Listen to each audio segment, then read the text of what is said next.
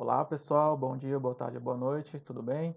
Então, na nossa aula de hoje sobre assuntos geotécnicos mais uma vez, eu vou abordar agora sobre classificação do solo. Dentro desse assunto, eu vou mostrar para vocês alguns tipos de classificação do solo, os principais utilizados no âmbito da geotecnia, tá ok? Então vamos lá iniciar a nossa aula, em que a sua ementa, a ementa da nossa aula, vai ter a seguinte sequência. Inicialmente eu vou tratar sobre uma introdução sobre esse assunto de classificação do solo para você.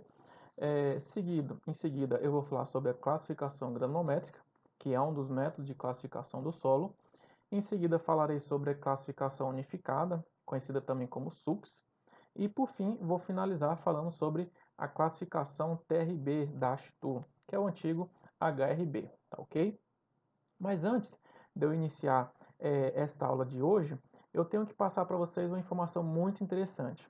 Eu mando materiais de estudos exclusivos no e-mail de uma lista que eu possuo, e essa lista ela recebe materiais dos diversos tipos de assunto. E aqui eu coloquei os assuntos que eu envio para esta lista, que envolve desde a origem do solo, sua classificação, caracterização dos solos, limite de Atterberg, que são os assuntos mais simples, desde assuntos mais complexos, como por exemplo, permeabilidade do solo, filtro drenante de barragem de terra, fundações, prova de carga estática em estaca, a famosa PCE, além dos muros de contenção, os chamados muros de arrimo e as estacas prancha. Então, se você tem interesse em ficar sabendo, em ter mais conteúdo acerca destes assuntos, baixa o material de estudo que está na legenda da minha bio dessa videoaula. Então, baixa lá, que além desses materiais, eu também mando mapas mentais e questões de concurso comentadas, tudo para você conseguir alavancar aí os seus conhecimentos e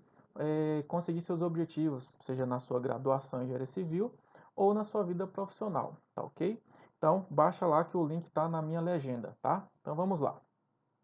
Como introdução a esse assunto, pessoal, primeiramente a gente tem que entender uma coisa, que é o seguinte: a classificação do solo ela é realizada a partir de um conjunto de dados, os quais podem ser obtidos tanto em campo como em laboratório, tá ok?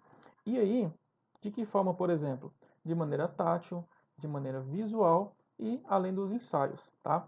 E que existem muitas classificações, existem diversos tipos de classificações, e que cada uma delas tem a sua respectiva aplicação nas mais variadas áreas da geotecnia, tá ok? O que eu quero dizer com isso? Existem classificações para utilização em barragens de terra, existem classificações voltadas para pavimentação, fundações e etc, tá? E que cada classificação tem a sua aplicação. Então é importante você fazer o quê? Verificar para qual fim você está classificando o solo, para que você tenha uma aplicação na prática. O que isso quer dizer? No momento em que você for fazer uma determinada classificação do solo, é importante que você já saiba previamente para qual fim vai ter a utilização dessa classificação. O que eu quero dizer com isso? A classificação, por exemplo, de fundações, ela não se aplica para a aplicação de classificações em pavimentação, tá ok?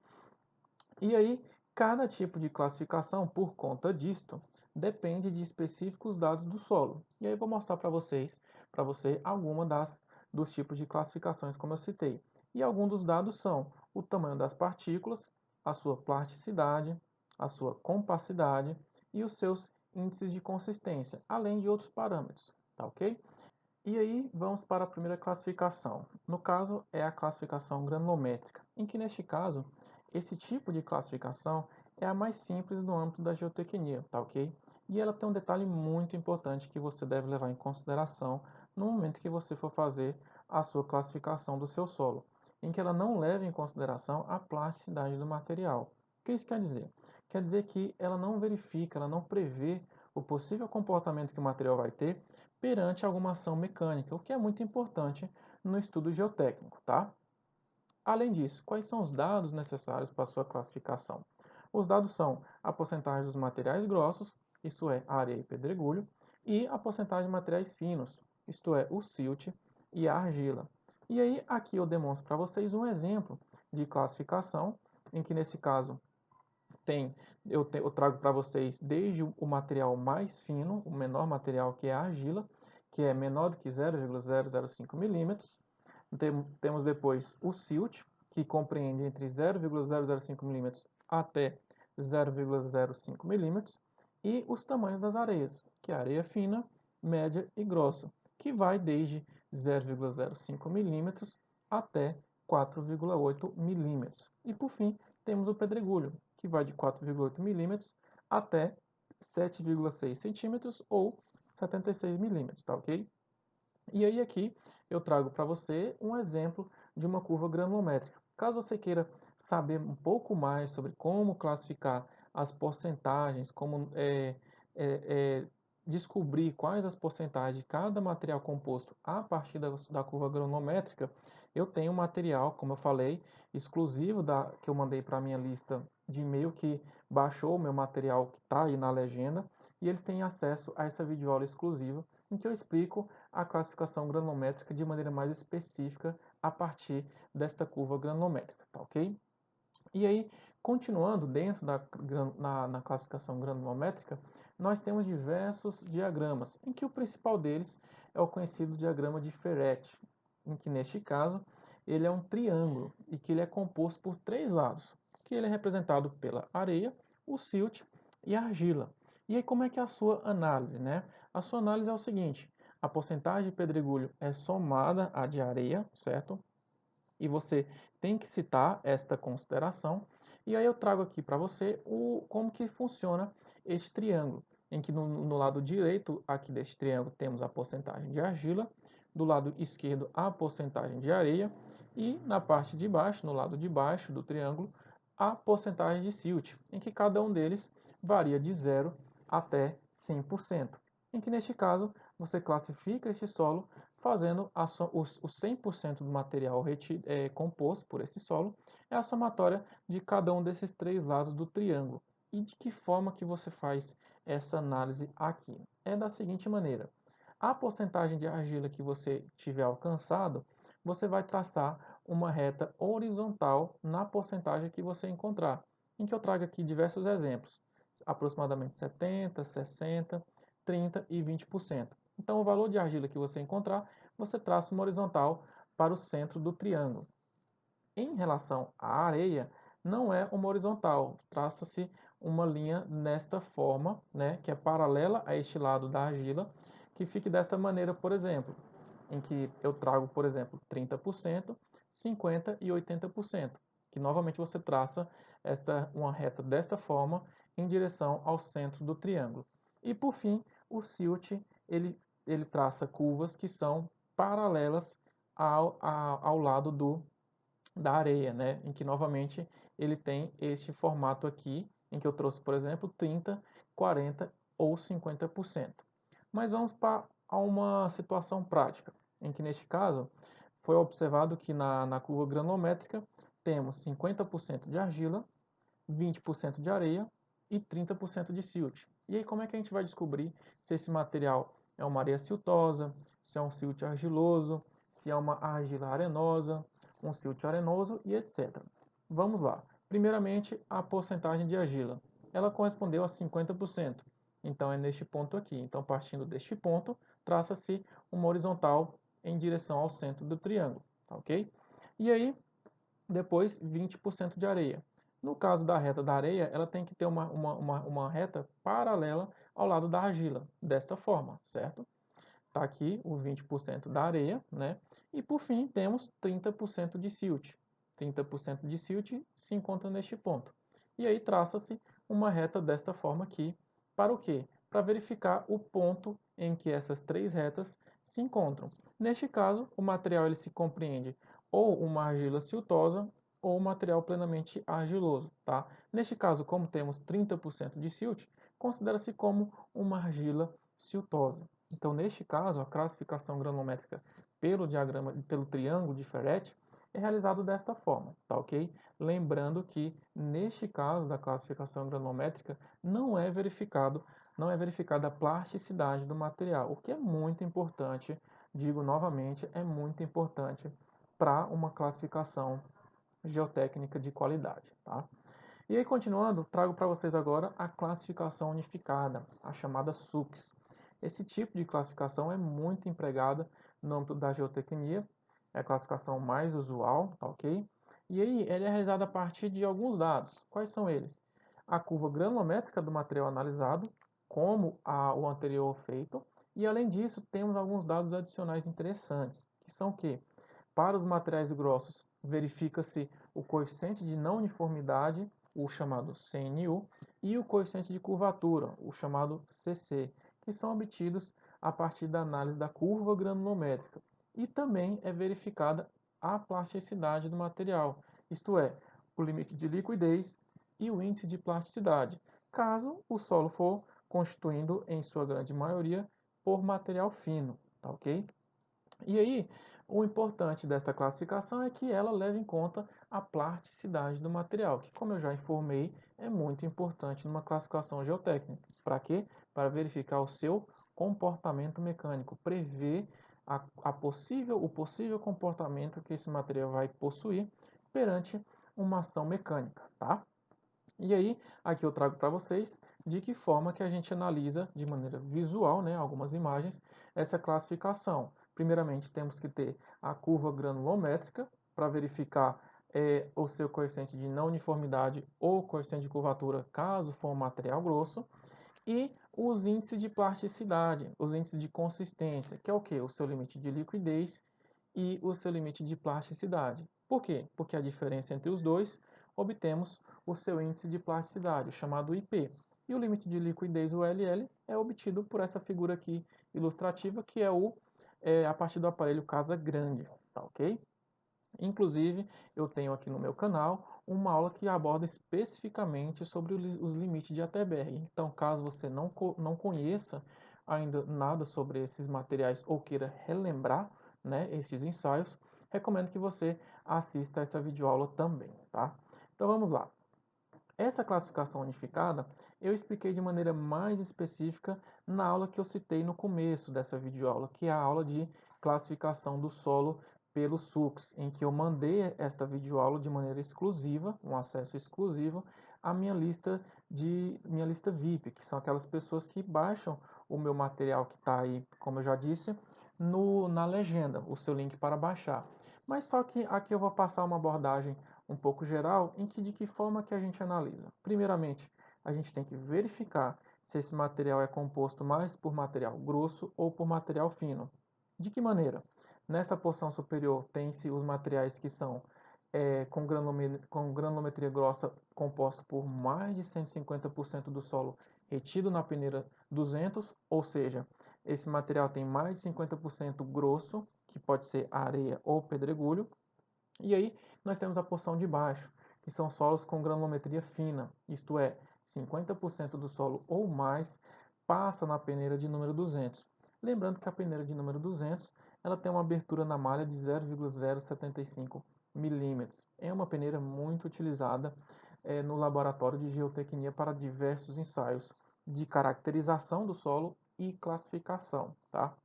E aí, a partir dessa situação, se o solo for composto em sua grande maioria por material grosso, faz-se a análise do seu coeficiente de não uniformidade e o seu coeficiente de curvatura.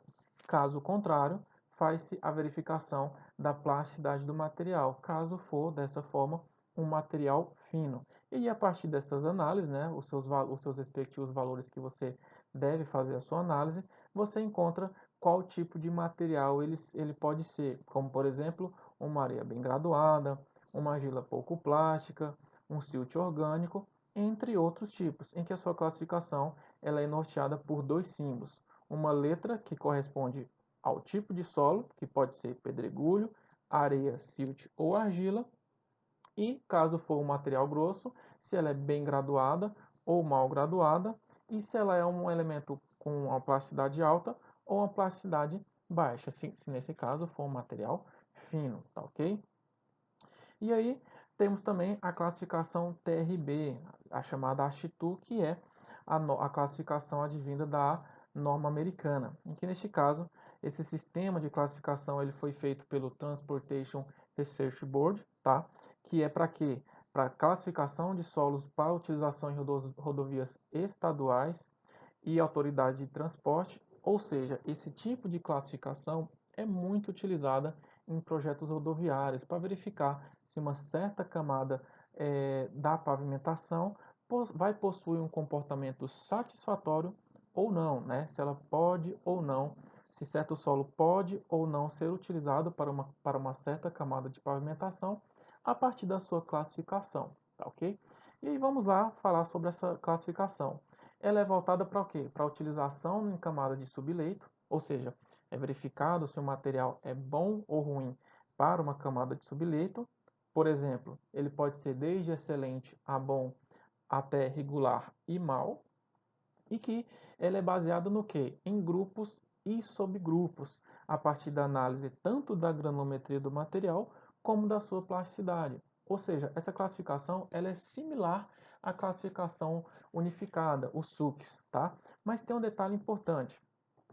Mas antes de eu falar desse detalhe, nós temos a classificação dos solos granulares, os chamados solos grossos, que podem ser A1, A2 e A3, e os solos finos, que são os materiais A4, A5, A6 e A7. E o detalhe que e aí nós temos os solos granulares e os solos finos. Diferentemente da classificação unificada do SUCS, em que ele trata solos granulares e solos finos a partir da porcentagem ser maior ou menor que passa na peneira número 200, nesse caso aqui é um pouquinho diferente. A análise é a partir da mesma peneira, obviamente, a peneira número 200 de 0,075 milímetros, contudo, os solos chamados granulares, eles passam, a porcentagem que passa nessa peneira é menor do que 35%, certo? Enquanto que os solos finos, chamados de solos finos, são aqueles em que a porcentagem passante na peneira número 200 é maior do que 35%.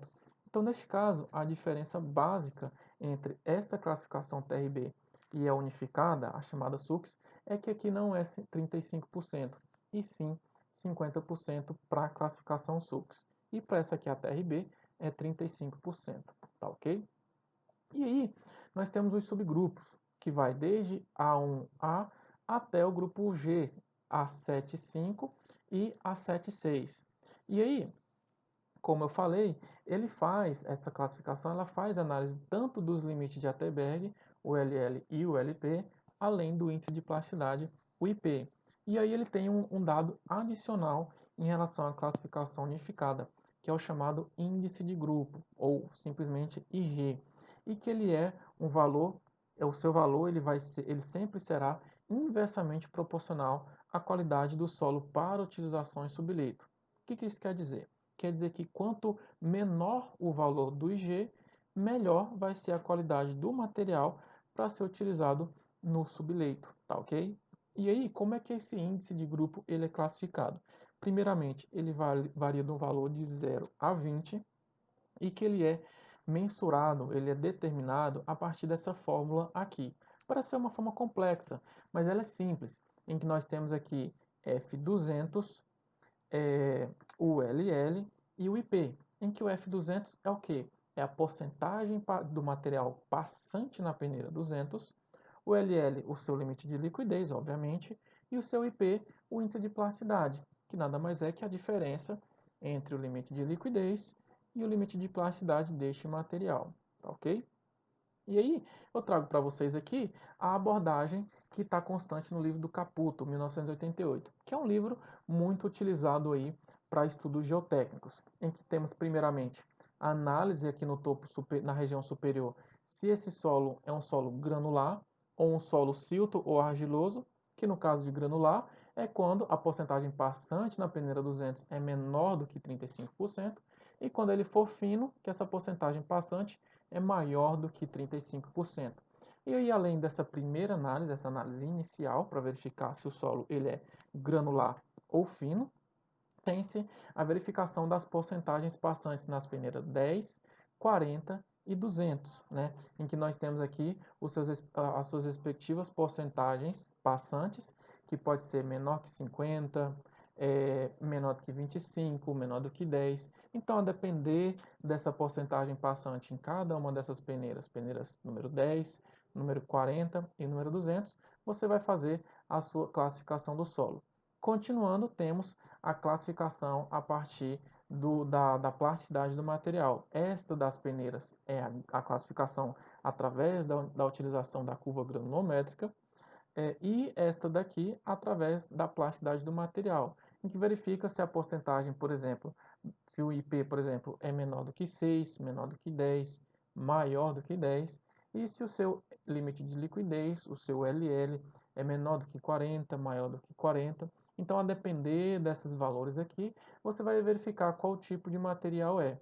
E além disso, temos o índice de grupo, o chamado IG, e como eu falei, ele varia desde 0 até 20, em que quando esse material tem um valor 0, ele é o quê? Um material excelente a bom para o subleito, e quando ele começa a ter valores maiores, como por exemplo 12, 16 e 20, ele começa a ser um material de regular até mal. E aí você finaliza fazendo a sua classificação do subgrupo desse material, tá ok? Lembrando que temos também a abordagem no livro do Pinto, 2006, que é um curso de Mecânica dos Solos, um livro, né, que ele também é muito bom para ser utilizado para estudos geotécnicos, desde estudos mais simples até estudos mais avançados na mecânica dos solos, e que neste caso ele também faz a sua verificação num gráfico, mas ele tem algumas diferenças, em que nesse caso, primeiramente aqui, verificando se o material é grosso ou fino, né? Depois fazendo a verificação das porcentagens passantes nas peneiras 10, 40 e 200. Lembrando que a peneira número 10 é a peneira de 2 milímetros de abertura, a de 40, 0,42 milímetros e a de 200, a de 0,075 milímetros. Feita essa análise, você faz o quê? Verifica o índice de plasticidade do material, né?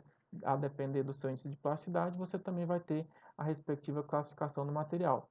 E, por fim, você verifica esse gráfico aqui no livro do Pinto, diferentemente do Caputo, tem-se um gráfico em que ele verifica a relação entre o índice de plasticidade no eixo da ordenada e o seu limite de liquidez no eixo da abscissa, em que a depender deste par ordenado, você vai verificar qual a classificação deste solo possui, né? Tanto para que o solo grosso quanto para o solo denominado como fino, tá ok?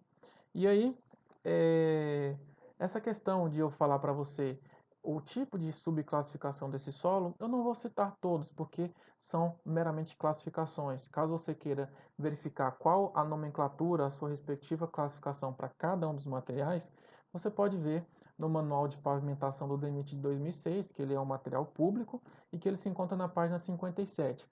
Mas eu trago para você dois exemplos de classificação. Se eu tenho, por exemplo, um grupo A3, ele é o quê? Ele é um material constituído por areia fina de praia ou deserto, sem silt ou argila, ou possuindo pequena quantidade de silt não plástico, e este grupo inclui misturas de areia fina mal graduada e quantidade limitada de areia grossa e pedregulho depositados pelas correntes. Então essa é a classificação para o grupo A3. Outro exemplo é o grupo A76, em que neste caso são os materiais finos, materiais com elevados índices de plasticidade em relação aos limites de liquidez e estão sujeitos a elevadas mudanças de volume, ou seja, ele tem características de expandir ou contrair, tá ok? Então, a nossa aula de hoje é isso, tá ok, pessoal? Se você tiver maiores interesses em receber outros tipos de classificação, outros tipos de materiais e vídeos, como esta aula, por exemplo, não esqueça de baixar o meu material que está aí no link, como ele ser baixado, está aí na legenda, em que ele possui um link para baixar. E aí você entra na minha lista VIP que você vai receber aqueles materiais sobre aqueles assuntos que eu passei no começo dessa aula.